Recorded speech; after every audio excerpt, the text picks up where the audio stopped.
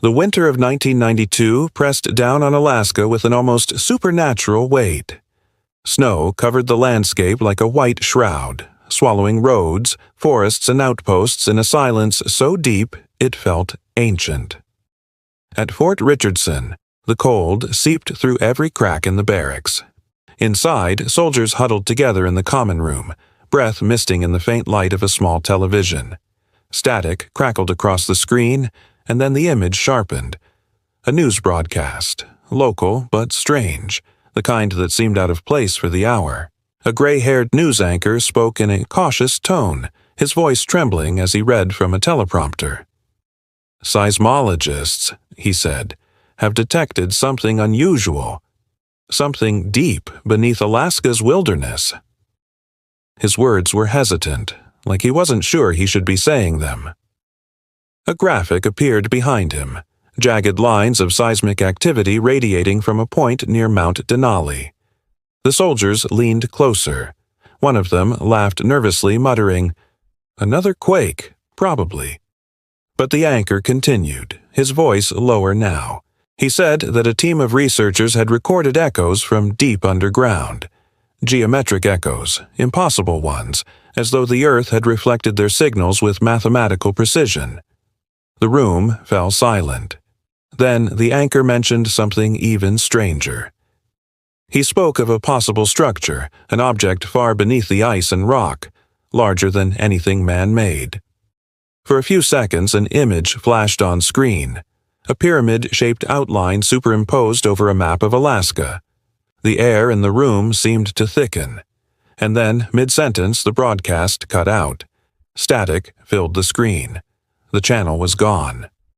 The soldiers stared at the dead television, exchanging confused glances. One of them, a communications technician named Doug Mutler, frowned. He worked with signals and radar. He knew interference when he heard it. This wasn't interference. This was deliberate. Someone had pulled the plug. The station's frequency was still broadcasting, but the audio had been replaced by an emergency test tone. Within seconds, even that was gone. Only snow and silence. Doug felt a chill crawl up his spine that had nothing to do with the cold. He got up, grabbed his coat, and stepped outside. The wind howled over the base, carrying the scent of iron and frost. The sky was empty, but somewhere in the distance he thought he saw a faint light. Not a star, not an aircraft, just a pulsing glow above the mountains. The next morning, no one could find a trace of the broadcast. The local TV schedule made no mention of it. The station that aired it denied ever showing such a report. Even the soldiers who'd watched it together started second-guessing what they'd seen. But Doug couldn't shake it off. He was a man trained to read instruments, to detect signals, to find meaning in noise. And what he'd seen on that screen, the seismic data, the pyramid, wasn't random. It was a message. Over the next few days, Doug began digging. He called the station directly, only to be transferred from one office to another until someone finally hung up on him.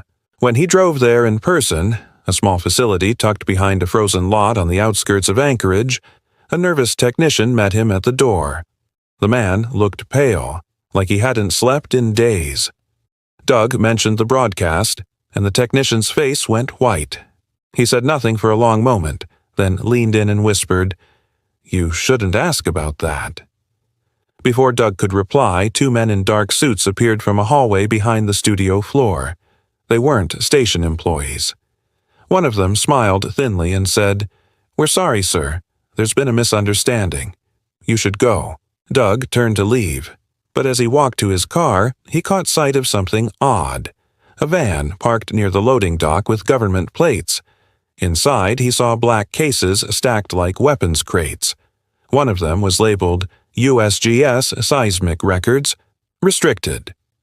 He realized the Geological Survey team had been here. Someone was cleaning house. Later that night, Doug found an old map of Alaska in the base archives. He traced the area mentioned in the broadcast, near the southern edge of the Denali Range. But when he zoomed in, his fingers stopped. The map had a blank section marked only with the words, "Area Not Surveyed." That label shouldn't exist, not on a USGS map from the 1990s. Every inch of Alaska had been mapped by then. So why was this section missing? He brought the map to a senior officer who laughed it off. "Probably just terrain too rough for the instruments," the officer said. "You've been watching too many X-Files reruns." But Doug knew better. He had seen classified radar overlays before, and this omission was no accident. It was a blackout. Over the following weeks, whispers began circulating among military personnel. Someone claimed a seismic anomaly had disrupted power grids across central Alaska. Another said scientists from China had requested data about underground resonance frequencies after a nuclear test at Lop Nur that same year, a 1-megaton detonation that had sent shockwaves through the Earth's crust. Some believed the waves had revealed something buried deep, something not of human origin. Doug couldn't sleep. He began collecting every piece of data he could, public and classified. Late one night, he compared readings from the Chinese test with Alaskan seismic feedback. The reflection patterns matched. But in Alaska, the echoes returned with unnatural regularity, as if bouncing off a solid surface. He froze. A natural cavern would scatter the waves, not reflect them symmetrically. Only something geometrically precise could cause that, like a pyramid. Meanwhile, strange reports began surfacing from pilots flying near Denali. One helicopter crew claimed their instruments had gone haywire, compasses spinning, altimeters dropping to zero, as they passed over a certain ridge. Their radios crackled with static. Then, out of nowhere, their helicopter shook violently, like it had been hit by an invisible wave. They regained control just long enough to see something below them. A dark clearing, perfectly square, with structures that looked like hangars. Before they could investigate, a voice came over the radio. Not from air traffic control, but from a private frequency. The voice was calm and authoritative. "This airspace is restricted. Turn back immediately." The pilot, Lee Pearson, would later say he'd never heard that frequency used before. When they landed, 2 black trucks were waiting on the tarmac. Men in unmarked uniforms stepped out and questioned them for hours. Pearson was forced to sign a non-disclosure form. He quit the service months later. Doug read the incident report and knew he wasn't chasing a myth anymore. Something massive was buried under Alaska, something that bent magnetic fields, absorbed radar, and made governments nervous. He wanted to see it with his own eyes. In early 1993, Doug took leave from the Army and drove north. For days, he followed back roads through the wilderness, guided only by the map's blank spot and his compass. But the compass needle jittered wildly every few miles. Once, his radio picked up a faint signal, a repeating hum, mechanical but rhythmic, like a generator pulsing deep underground. It grew stronger the closer he got to Denali. He camped near an abandoned airstrip one night, staring at the snow-capped peaks silhouetted against the aurora. The northern lights shimmered green and violet, and for a moment he thought he saw shadows moving beneath them, angular shapes like the edges of something vast hidden under the ice. He felt the ground vibrate faintly, just once, like a heartbeat. The next morning, his instruments were dead.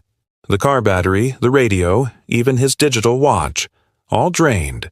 Only his analog compass worked, and it spun in slow, lazy circles. He packed up and left, shaken but alive. When he returned to Anchorage, he found his quarters cleared. His papers, his notes, his tapes, gone. His commanding officer told him he'd been reassigned. Doug didn't argue. He'd seen enough to know when to stay quiet, but even silence couldn't bury what he'd learned. Years later, retired and living in Oregon, he told the story to a few trusted friends. One of them, a journalist, began digging.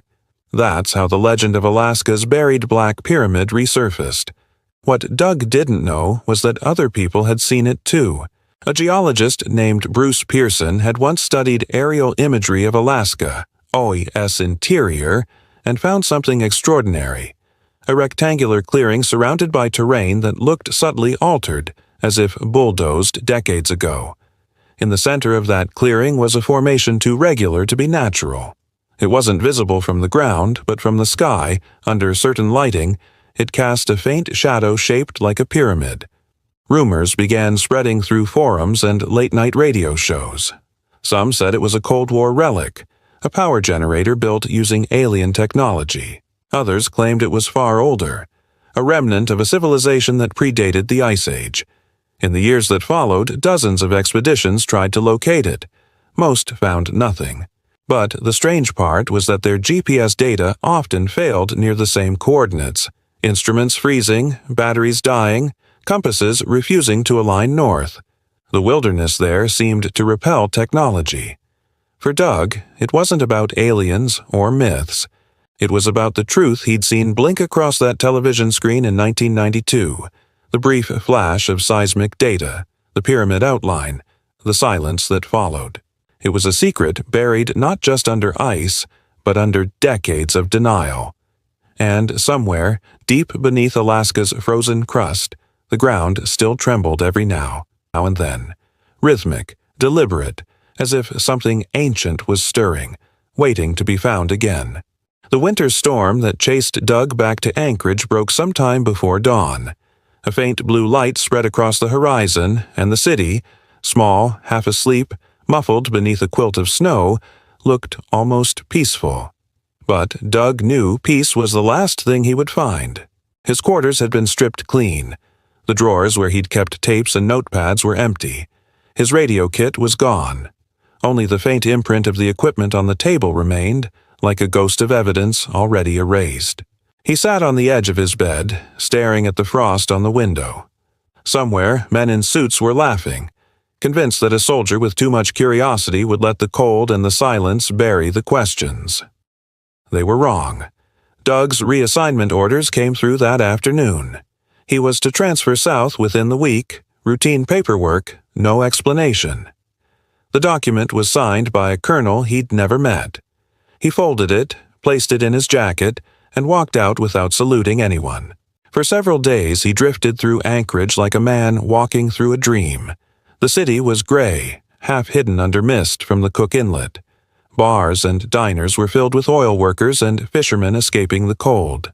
Somewhere between the jukebox hum and the clinking of glasses, he found the only person who would listen, a local freelance journalist named Evelyn Grant. Evelyn was younger than Doug, but her eyes had the exhausted shine of someone who'd chased too many half-truths. When he told her about the broadcast, she didn't laugh. She just stirred her coffee and said, "If that report aired even for 30 seconds, it left a trace." Together, they began a quiet search. Phone calls, library visits, late-night drives to small radio towers on the outskirts of town. Most people they approached refused to talk. A few offered warnings. One engineer from the station, after glancing around nervously, muttered, "Whatever went out that night wasn't from us. The signal was piggybacked from another feed." Then he shut the door. Weeks turned into months. Evelyn published a short column about the lost broadcast in a regional paper. It went largely unnoticed, except by the wrong people.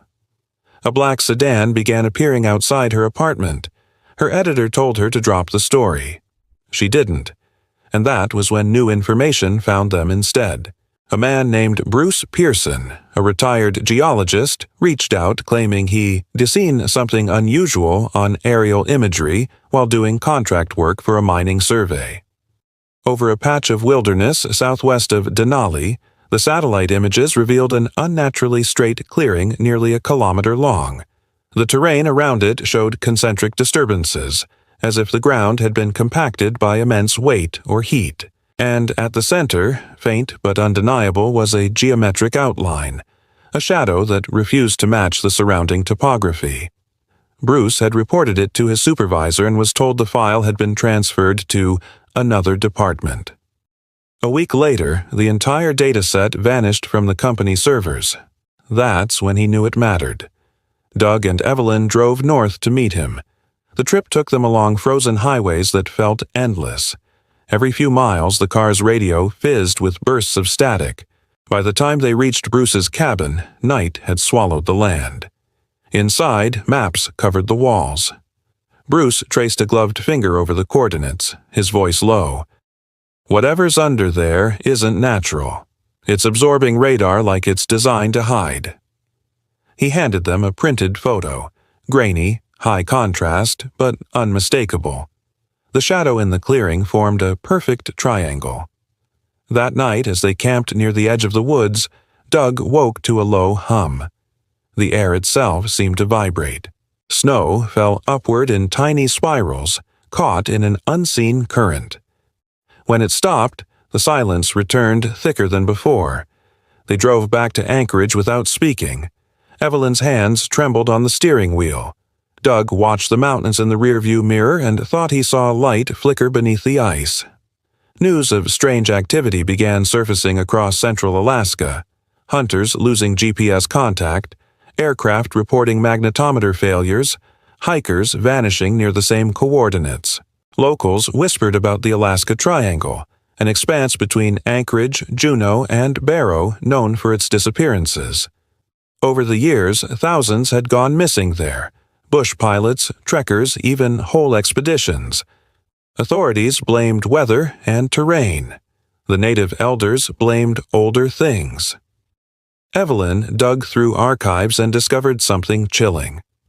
In the early 1970s, during a CIA program known as Stargate, a psychic named Pat Price had claimed to remotely view secret installations around the world. One of them, he said, lay under Mount Hayes in Alaska, a vast subterranean complex run not by humans but by entities observing human development. At first, Doug dismissed it as Cold War mysticism, but then Evelyn found the declassified transcripts. Price's description mentioned massive power sources buried under the mountain, machines harnessing the Earth's magnetic field. It sounded absurdly similar to what Bruce's data hinted at. Doug read the report 3 times. His rational mind rebelled, yet something in him, an old soldier's intuition, recognized the pattern. Too many coincidences, too much silence from the agencies that should have been transparent. They returned to Bruce's cabin only to find it deserted. The door hung open, snow blown across the floor. Inside, the maps were gone. In the fireplace, half-burned papers glowed with dying embers. One scrap survived, a corner of a USGS map marked with 3 letters, B, P, A, and an arrow pointing toward a blank space west of Mount Hayes. 2 weeks later, Evelyn disappeared. Her car was found on a service road outside Talkeetna, doors locked, keys in the ignition. Her notebook sat on the passenger seat, pages fluttering in the wind. The last line she'd written read, "Energy amplifiers, black material conducts, not reflects." Doug searched for her for months, leaving messages with state police, calling hospitals. No record. It was as if she'd never existed. He left Alaska soon after. Age, guilt, and the creeping suspicion that he'd become a liability followed him south. But the story refused to die. Online forums picked up the thread, anonymous posters claiming to be former radar technicians, pilots, or scientists. Each added a fragment: strange readings near Denali, black ops flights at night, a field of resonance that eats electricity. In 2002, a documentary team from Fairbanks attempted to retrace the coordinates Bruce had marked. Halfway into the expedition, their equipment failed. The recovered footage showed the crew laughing nervously, then a sudden burst of light that washed out the camera. The tape ended there. A decade later, a researcher named Nathan Campbell became obsessed with the legend. He believed the pyramid was real and that it was connected to a network of similar structures across the globe, each placed along magnetic convergence points. Campbell claimed these points acted as power nodes, feeding energy into the planet's grid. He ventured into the Alaska Triangle in 2020 and vanished. His GPS tracker sent one last ping near the same coordinates Bruce had once circled. Search teams found nothing but his tent and a melted compass. By then, the story had evolved beyond conspiracy. It had become a ghost story told around campfires, a myth of a power pulsing beneath the ice. Yet, for those who'd seen the evidence, the seismic anomalies, the erased data, the trembling earth, it was no myth. Doug, old and frail, watched it all unfold from afar. Sometimes late at night he'd turn on his shortwave receiver. Between bursts of static he swore he could hear it, that same rhythmic hum, faint but steady, echoing through the noise like a heartbeat under the snow. And somewhere beneath the frozen wilderness of Alaska, the hum continued, ancient, deliberate, patient, as if whatever slept down there had all the time in the world to wake. End of Part 2. Mark Stevens returned to his modest Anchorage apartment, the frigid Alaskan wind howling against the windows like a chorus of warning cries. His mind was a storm of fragments. Doug Mutler's vanishing story, the Black Pyramid, and the half-whispered warnings of men in black. Every step he had taken over the past weeks had led him here, and yet the pieces still refused to form a coherent picture. He knew one thing. He was being watched. From the moment he stepped off the plane in Anchorage, Mark had felt the subtle shift in the air, the invisible weight pressing against his back, eyes he couldn't see, tracking him in supermarkets, coffee shops, even along dimly lit streets. The sense of surveillance was more than paranoia. He could feel it, prickling along his spine. His instincts, honed from years of investigative reporting, told him that every call he made, every email he sent, was being monitored. And yet, he had to move forward. The truth was buried somewhere deep in the Alaskan wilderness, and he was the only one willing to find it. He started by retracing the steps of the people who had come before him. Doug Mutler's meticulous accounts were his roadmap. The late-night news blackout, the silent threats at the Fort Mee archives, the destroyed VCR tapes. Then there was Lee Pearson, who had witnessed the military chopper descending into a remote valley, a place that existed only in whispers and top-secret dossiers. Mark could almost see Pearson's wide eyes as the black uniformed soldiers swarmed the craft, rifles leveled, machinery humming with an otherworldly energy. Somewhere in the shadows of Denali National Park was the Black Pyramid, a structure whose scale dwarfed even the Great Pyramid of Giza, submerged beneath layers of rock and secrecy.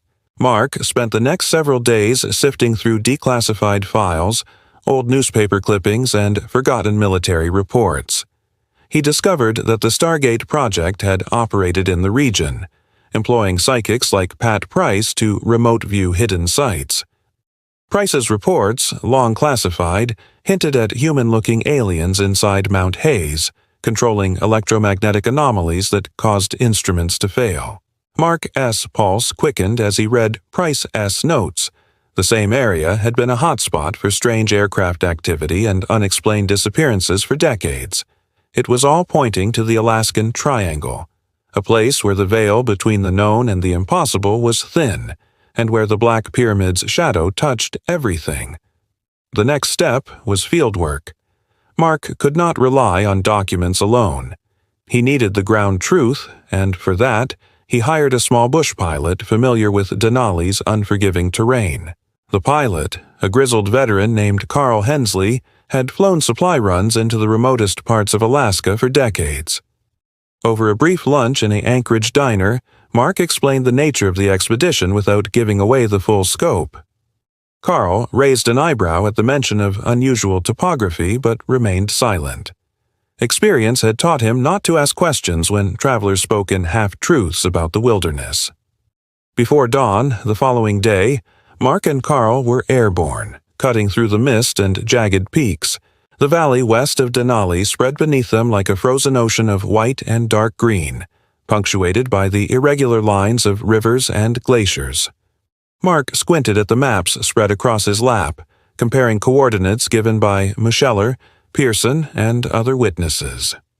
As the aircraft approached the area, he felt a strange electric tension in the air. His compass needle wavered, the radio hissed and spat static, and the instruments flickered. Carl's voice, calm yet wary, warned him, "In 5 miles, it's going to get weird. Just trust your eyes." Mark's stomach tightened. He had read about these anomalies, but experiencing them firsthand was something else entirely. Moments later, the radio went dead, the lights dimmed, and yet the helicopter continued to move, slicing through the alpine air as if untouched by the invisible forces around them. Mark stared out the window, spotting a cluster of structures in a remote valley, a handful of squat huts, guard towers, and signs of activity that should not exist in the middle of nowhere. Armed personnel swarmed the landing zone, black uniforms gleaming under the weak morning light, and one mounted. 50 cal pointed directly at them. Every instinct screamed danger. The helicopter touched down on a rough clearing. Mark's heart pounded as armed men approached, scrutinizing him with sharp, unreadable eyes. Carl whispered under his breath, "They know you're here." Mark nodded, understanding the unspoken threat.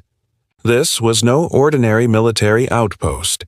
It was a front line in a war of secrecy, where information was the only weapon and curiosity could cost a man his life. Once on the ground, Mark began documenting everything. He sketched the perimeter, noted the guard positions, and quietly recorded environmental anomalies, faint electromagnetic pulses that caused his devices to fluctuate. Moving cautiously, he discovered remnants of old roads, a derelict airstrip, and evidence of long-abandoned excavation sites. Each feature hinted at massive subterranean engineering far beyond anything he had imagined. Somewhere below, the Black Pyramid awaited, dormant yet humming with untapped energy. That night, in a small cabin hidden near the tree line, Mark reviewed his notes. The connections were staggering. Multiple eyewitness accounts, decades of suppressed military documents, electromagnetic anomalies, and psychic reports all converged on one truth. The pyramid was real, and it was active. Its purpose remained speculative. An energy conductor, a UFO charging station, or something even more extraordinary. But the patterns were undeniable. Wherever the pyramid's influence extended, strange phenomena followed. Vanishings, instrument failures, and sightings of creatures unlike anything documented. Mark's thoughts drifted to Nathan Campbell, the bush survivalist who had disappeared while attempting to locate the pyramid. The thought of facing the same fate made Mark's skin crawl, yet he pressed on. Preparation became ritual. Supplies meticulously checked, satellite communicator tested, and every possible contingency planned. He knew that once he entered the Alaskan Triangle proper, he would be cut off from the world, vulnerable to the unknown, and yet closer than anyone had been in decades to uncovering a secret buried deep beneath the wilderness. The following day, Mark trekked into the frozen expanse. The snow crunched underfoot, the wind whispered through skeletal trees, and the valley stretched ahead like a maze of white and shadow. He followed faint tracks, remnants of animal paths distorted by decades of erosion, but his focus remained on the coordinates and aerial imagery that suggested the Black Pyramid's location. As he ascended a ridge, he caught a glimpse of a geometric clearing far below, unnaturally straight edges carved into the terrain, forming a perfect quadrilateral. Mark froze. His pulse quickened. The evidence was undeniable. It was not natural, and it aligned precisely with reports he had pieced together from Mutler, Pearson, and other witnesses. Mark set up a temporary observation post, using binoculars and camera equipment to document the clearing. Over the next several hours, he watched carefully, noting any movement or irregularities. Shadows shifted in ways that defied natural logic, and at times he swore he glimpsed figures, too precise, too controlled to be animals. Night fell, and the Alaskan cold bit into his fingers, but he refused to leave. Somewhere beneath the frozen earth, something ancient and powerful waited, and Mark knew that to understand it fully, he would have to descend into its domain, risking the same fate as those who had vanished before him. Night deepened over the Alaskan wilderness, and Mark Stevens remained in his makeshift observation post, the bitter cold gnawing at his exposed skin. The wind carried whispers through the pines, eerie and almost sentient, as though the forest itself was aware of his presence. Every shadow seemed alive, every distant crack of ice or snap of a branch sending his pulse racing. He double-checked his satellite communicator, making sure it was functioning, though he knew he would likely not receive a single signal once he moved deeper into the heart of the Alaskan Triangle. By dawn, Mark had sketched every visible feature of the geometric clearing below. The quadrilateral clearing was massive, almost impossible to reconcile with natural terrain. 4 edges that met at near-perfect right angles, overgrown but unmistakably designed. Lines of faint tracks led from the surrounding forest toward the clearing, as if guiding the way to something hidden beneath layers of snow and earth. Mark felt the weight of history pressing on him. This place had been observed, studied, and suppressed for decades, yet here it was, visible to anyone willing to see. He descended carefully, moving as quietly as possible, navigating around fallen logs and patches of ice that threatened to betray his presence. Every step brought a low hum in his ears, subtle at first, almost imperceptible, but growing steadily louder as he neared the center of the clearing. His instruments, rudimentary EMF readers and handheld magnetometers, began fluctuating wildly. The readings spiked beyond anything he had ever seen, a pulsing field of energy that seemed alive. Mark froze, gripping his camera. He had read about electromagnetic anomalies near Mount Hayes, but this intensity was staggering. Whatever lay beneath him was not just active. It was resonating with the earth itself. As he crouched behind a boulder to survey the clearing, Mark noticed movement in the shadows. Figures, humanoid but distorted, emerged from the tree line. They were not human in scale, with elongated limbs and heads that reflected the weak light like polished glass. Mark's breath caught. He had expected resistance, surveillance teams, perhaps automated systems. But these entities were unlike anything he could have anticipated. They did not move randomly. Every motion was deliberate, calculated. He raised his camera to document them, praying the lens could capture what his mind struggled to comprehend. The creatures did not appear hostile at first, merely observing. But when one lifted its head and turned directly toward him, Mark felt an almost physical force push at his chest, a psychic pressure that made him stagger. He stumbled back into a shallow depression in the terrain, heart hammering, sweat freezing on his brow despite the cold. The sensation was brief but undeniable. They were aware of him, aware of his intentions. For a moment he questioned his sanity, but the fluctuating readings on his instruments grounded him in reality. Something extraordinary, something ancient and powerful existed here. Mark retreated to a higher vantage point using a ridge to mask his presence while reviewing the camera footage. The figures were gone, vanished into the forest as silently as they had appeared, leaving no trace of movement in the snow.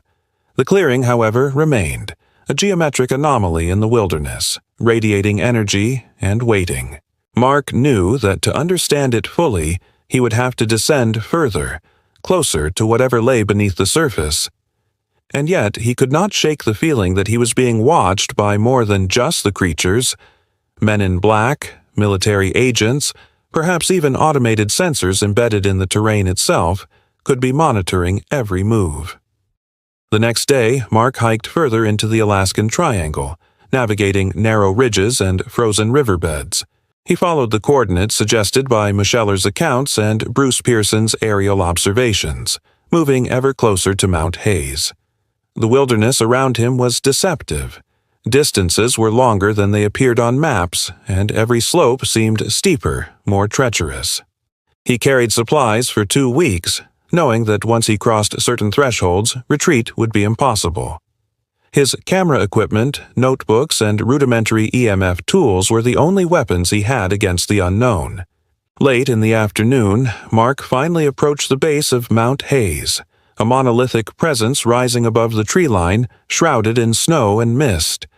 The electromagnetic disturbances intensified as he ascended, instruments quivering in response to a field he could neither see nor fully measure.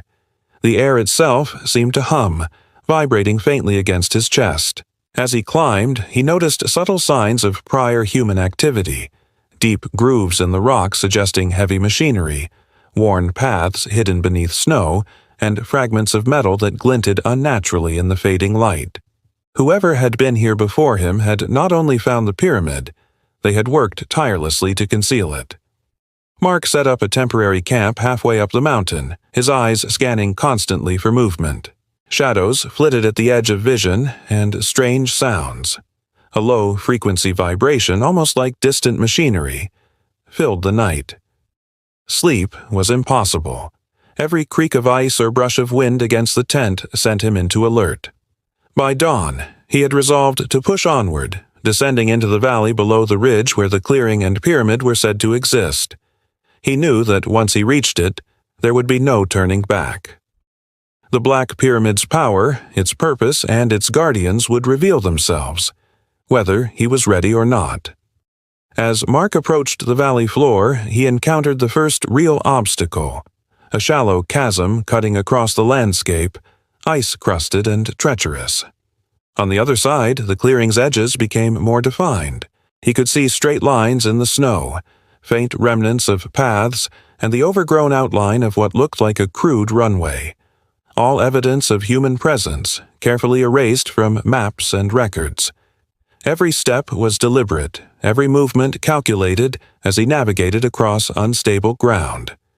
The hum of energy grew louder, vibrating through the soles of his boots, and Mark felt a strange resonance in his chest, a low-frequency vibration that made the hairs on his arms stand on end. Finally, as the sun dipped below the horizon, casting long shadows across the valley, Mark came to the first signs of the pyramid itself. The surface of the ground began to rise subtly, forming a dark, angular silhouette beneath the snow and rock. It was enormous, impossibly vast, and its geometry defied conventional architecture. Steep slopes, sharp angles, and a base buried deep beneath the earth. His breath caught as he realized the scope of what Mutler, Pearson, and Johnson had all described. This was the Black Pyramid, a structure of unimaginable size and purpose, radiating energy in a way that no conventional science could fully explain. Mark crouched behind a boulder at the edge of the emerging silhouette, documenting every detail, aware that the entities, human or otherwise, could be watching. He knew the night ahead would be long, tense, and potentially dangerous. But the first step had been taken. He had reached the pyramid's outer domain, and with every passing moment, the mystery deepened. Somewhere beneath the surface, a force older than the mountains themselves waited, and Mark was determined to uncover it, to survive, to document, and perhaps to understand. Mark Stevens spent the night in a shallow crevice overlooking the pyramid's shadow, shivering despite layered gear. The moon hung low, pale, illuminating the subtle edges of the Black Pyramid buried beneath layers of ice, snow, and rock. The energy hum persisted, a low, vibrating resonance that reverberated through his body, as if the mountain itself were alive. He checked his camera and instruments repeatedly. Nothing he had ever studied came close to explaining the anomalies recorded here. By first light, Mark descended cautiously into the valley. The air grew thicker with energy, almost tangible.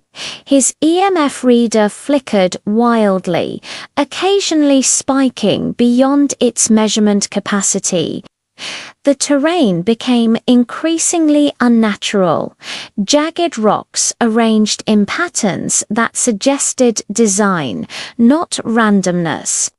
Somewhere beneath him, the buried structure pulsed like a heart, a source of energy that was neither mechanical nor organic, but something in between. Every instinct screamed caution, yet his curiosity propelled him forward. After hours of careful navigation, Mark came upon the pyramid's outer entrance, a slight depression in the snow and rock, nearly invisible unless approached from the correct angle. Surrounding it were symbols etched faintly into the stone, geometric and cryptic.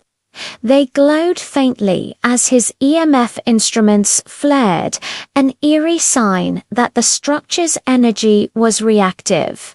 Mark photographed and recorded, noting patterns that seemed to suggest not only design but function. Whoever had built this, human or otherwise, had mastered a form of energy distribution far beyond anything he had encountered. Mark's descent into the interior began with a narrow shaft, partially obscured by fallen debris. It twisted downward into darkness, walls slick with ice and faintly resonant to his touch. Each step echoed strangely, as if amplified by some unseen mechanism. As he navigated deeper, the temperature dropped and the pulsing energy intensified. Occasionally, the low hum would spike into a sharp, high-pitched tone, making him wince. It was not mere noise, it was communication, or at least some form of active monitoring. He kept moving, documenting everything, knowing he had crossed a line from observer into intruder. Hours passed. The interior of the pyramid revealed vast chambers carved with precision, the geometry impossible for conventional human construction. Some rooms contained equipment, old yet advanced, partially buried under rockfall and ice. The patterns of energy here were erratic, almost alive, shifting with Mark's presence. It became clear the pyramid was more than a building. It was a mechanism, a power source, perhaps even a charging station for some unknown technology. As he explored, he noticed strange markings on the walls, resembling circuit-like conduits, faintly illuminated, suggesting energy distribution pathways. Suddenly, movement in the shadows caught his eye. Figures emerged humanoid but distorted, their eyes reflecting green light. They moved silently, deliberately, as if assessing him. Mark froze, holding his breath. These were not animals, and they were not human. His pulse surged. One advanced cautiously, its head tilting as though studying him.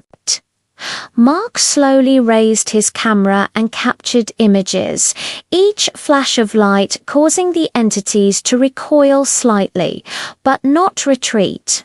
They were guardians or watchers, and he had entered their domain. As he continued, Mark discovered a massive chamber, the core of the pyramid.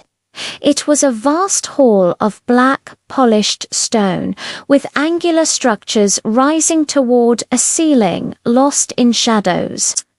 Energy surged through the chamber, tangibly powerful, and he realized he was standing at the center of the pyramid's primary output. Instruments went haywire. Lights dimmed and flickered. Mark could see faint trails of energy connecting massive black constructs, possibly power conduits, which seemed to converge at a central node. He understood then why the military had been so desperate to conceal this site. It was an energy source of unimaginable potential, capable of powering entire regions, or perhaps more. The presence of non-human entities, coupled with the pyramid's energy, made Mark reconsider his approach. He had entered a space both technological and otherworldly. Retreat would be dangerous, but pressing further carried unimaginable risks. Still, Mark's determination overrode fear. He documented every detail, symbols, energy conduits. Chamber layout aware that this information, once released, could rewrite history and reveal the reason for decades of secrecy. He knew the stories of electromagnetic anomalies, UFO sightings, and missing persons in the Alaskan Triangle might all converge here. Night fell again, and Mark set up a temporary observation point inside the chamber, camouflaged among angular structures. Outside, a distant storm rumbled, adding its own chaotic energy to the already unstable electromagnetic field. Mark reviewed his footage. Patterns emerged. The pyramid was not only a power generator, but a hub, possibly connected to aircraft or other devices, as suggested by Lee Pearson's helicopter accounts. The weight of history pressed on him countless military operations. Psychics like Pat Price and clandestine studies by engineers such as Marty Johnson had all intersected here. Mark drifted into a restless sleep, one ear attuned to every shift in energy. Shadows danced along the walls, and faint silhouettes moved with purpose. His dreams were fractured, images of pyramids, aircraft, and glowing entities intertwining with flashes of human surveillance teams. When he awoke, the pyramid seemed alive, humming with anticipation, and Mark realized that uncovering its secrets would not only challenge his understanding of science, but also test his very survival. Part 5, Confronting the Black Pyramid. Dawn broke with a grey light spilling into the chamber, highlighting the black stone's geometric perfection. Mark carefully advanced, aware that the entities observed his every movement. Some paused mid-step, others seemed to monitor the energy flows, and all moved with an intelligence that surpassed mere instinct. He realized he was not alone, and that the pyramid's energy might be attuned to sentient presence, a living interface capable of sensing intent. He found a series of stair-like structures descending further below the main chamber. Each step vibrated faintly, responding to his weight and energy signature.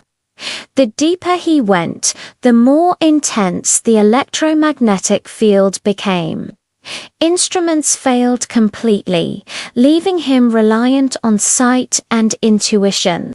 Faint glowing conduits snaked across walls and floors, converging at a massive core structure deep underground. It pulsed rhythmically like a heartbeat, suggesting energy storage or amplification on a scale beyond imagination. As Mark approached, the humanoid guardians appeared again, this time closer, blocking direct access to the central node. One raised an arm, projecting a visible wave of energy that forced him back. He stumbled but maintained his balance. Realizing these beings were not just guardians, but interactive monitors, assessing whether he could survive proximity to the core. He experimented cautiously, waving his hand near the conduits, noting changes in the energy pattern. The pyramid seemed aware of his understanding and curiosity.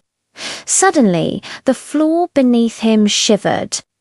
A low rumble echoed through the chamber as if the pyramid itself reacted to his presence.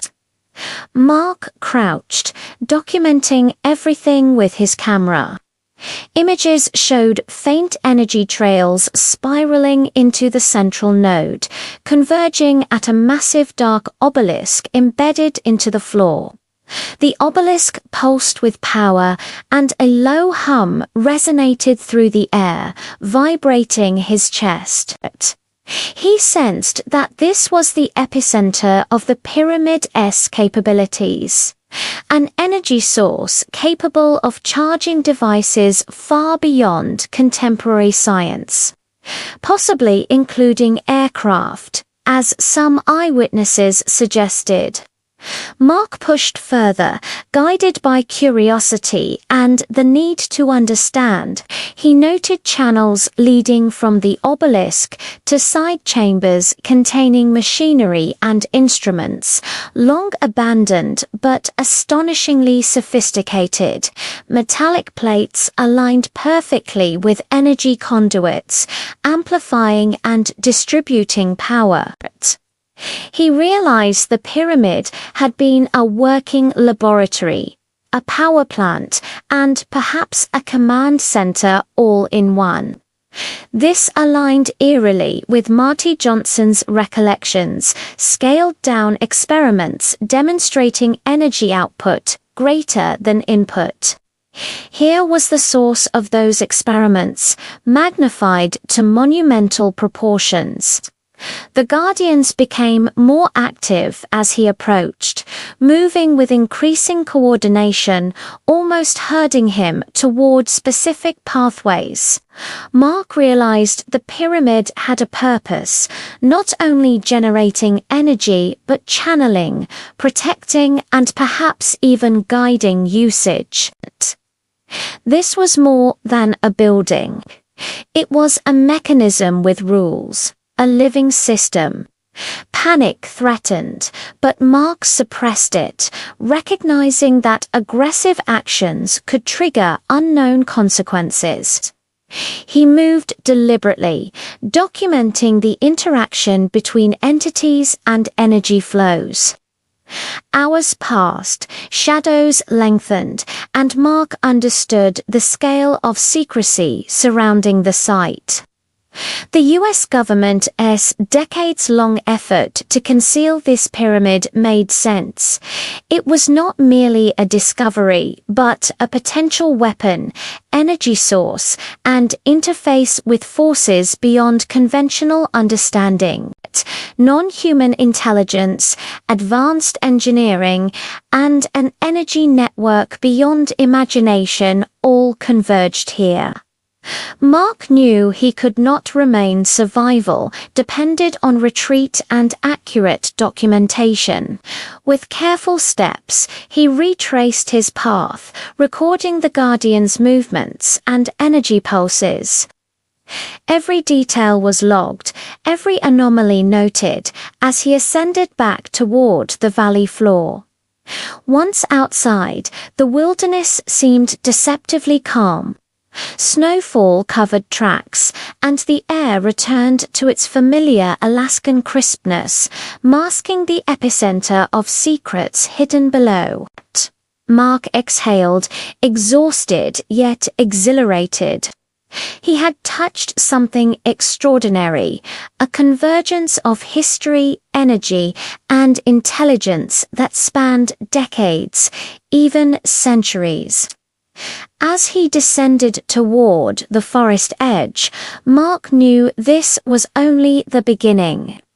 The Black Pyramid's mysteries remained unsolved, its potential untapped, and its guardians ever vigilant. He had survived, documented, and glimpsed the impossible.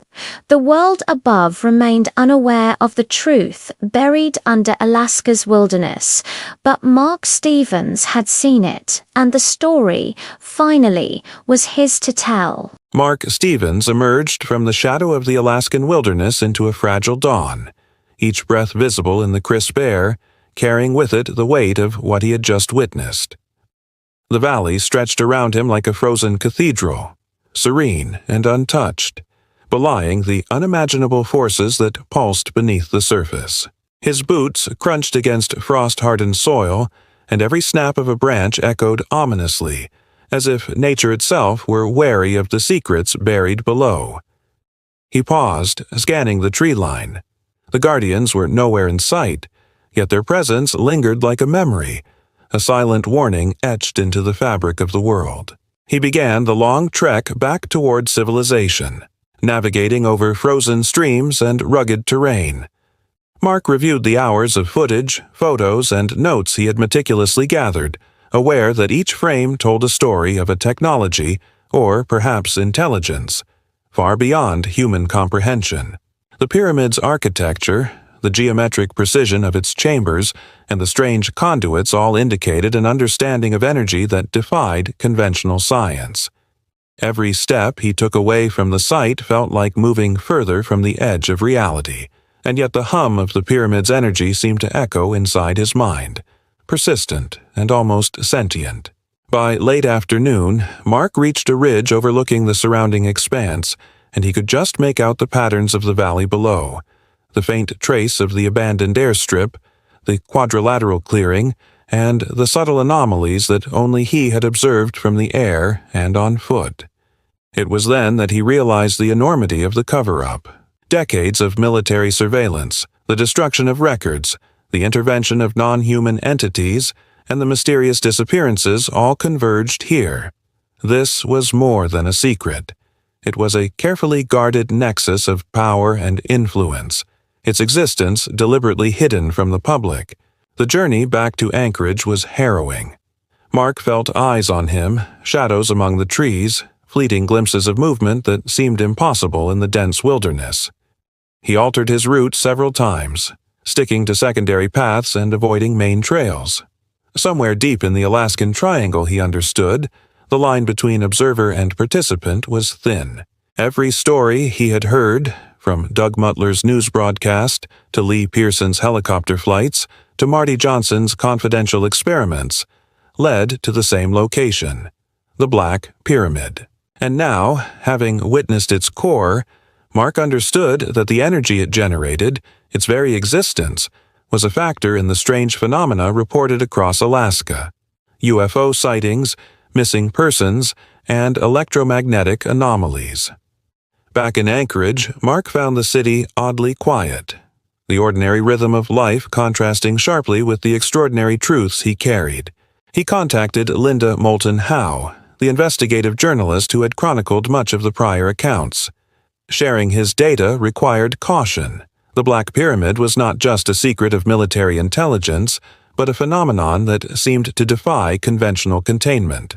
Linda listened intently, her seasoned skepticism giving way to fascination as Mark recounted each chamber, each guardian, and each pulse of energy. The weight of corroboration from decades of reports, eyewitnesses, psychic observers, and retired military personnel lent credence to the unbelievable. Even as Mark recounted the tale, he could not ignore a lingering sense of unease. The pyramid had shown him something both magnificent and terrifying. Its energy was vast, but so was the capacity for danger, for misuse, for control. Non-human guardians had confirmed that his presence had been noted, that the pyramid itself was aware of him. He understood that any exposure could provoke responses he could not predict. This was not simply history hidden. It was a living, active force operating outside human oversight. Days turned into weeks. Mark reviewed his footage repeatedly, seeking patterns, anomalies, anything that might clarify the pyramid's ultimate purpose. And yet, questions multiplied. How long had it existed? Who originally built it? And more pressing, why had the U.S. government, through decades of classified projects and covert operations, prioritized secrecy over understanding? The answers eluded him, each clue deepening the mystery rather than resolving it. He realized that the Black Pyramid, with its guardians and its immense energy, was more than a relic. It was a sentinel, a monument, and a warning.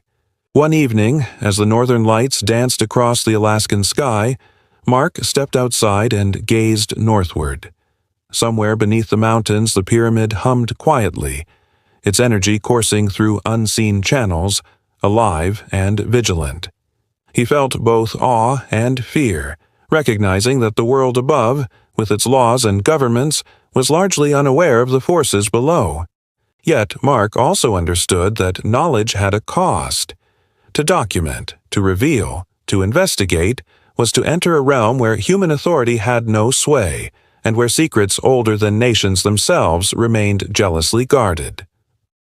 Mark Stevens had survived the descent, documented the impossible, and glimpsed a truth that could change everything. But the Black Pyramid remained elusive, its full capabilities unknown, its guardians ever watchful. And as he prepared to publish, to share what he could without endangering himself, he understood that this was not the end, only the beginning. The Alaskan Triangle, the pyramid, and the mysteries beneath would endure, waiting for those bold enough or perhaps foolish enough to seek them out. In the distance, the mountains rose, silent, eternal, and hiding secrets that humanity might never fully comprehend.